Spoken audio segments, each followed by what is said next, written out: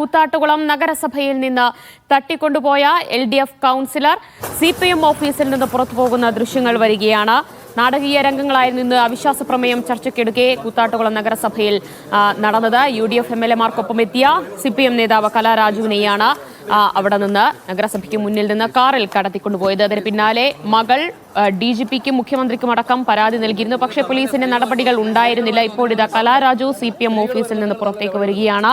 തനിക്ക് ശാരീരിക അവശതകൾ ഉണ്ടോ എന്നാണ് കലാരാജുവിന്റെ പ്രതികരണം. പക്ഷേ യഥാർത്ഥത്തിൽ എന്താണ് സംഭവിച്ചത്?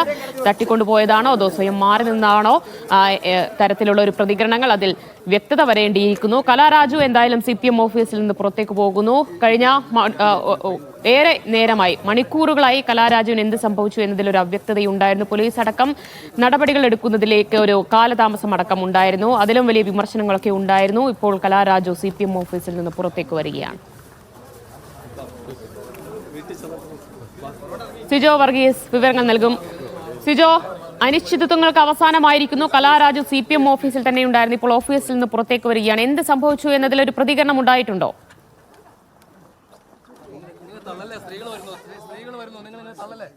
ദിവ്യ, നിലവിൽ കലാരാജു CPM പ്രവർത്തകരുടെ തന്നെ സംരക്ഷണയിലായിരുന്നു എന്നുള്ളത് നമുക്ക് 100% ഉറപ്പിച്ച് പറയാം. അല്പസമയം മുമ്പാണ് CPM പാർട്ടി ഓഫീസിൽ നിന്ന് കലാരാജു അവരുടെ തന്നെ സംരക്ഷണയിൽ പുറത്തേക്ക് ഇറങ്ങിയത്. നമ്മൾ പ്രതികരണം തരികയും ചെയ്തിരുന്നു. ശാരീരിക അവശതകളുണ്ട്. തൽക്കാലം മറ്റ് പ്രതികരണങ്ങളിലേക്ക് ഇപ്പോൾ ഇല്ല എന്ന് തന്നെയാണ് അവർ വ്യക്തമാക്കിയിരിക്കുന്നത്. നിലവിൽ ഇപ്പോൾ പോലീസ് സ്റ്റേഷനിലേക്ക് അവരെ എത്തിച്ചു എന്ന് തന്നെയാണ് നമുക്ക് മനസ്സിലാക്കാൻ സാധിക്കുന്നത്.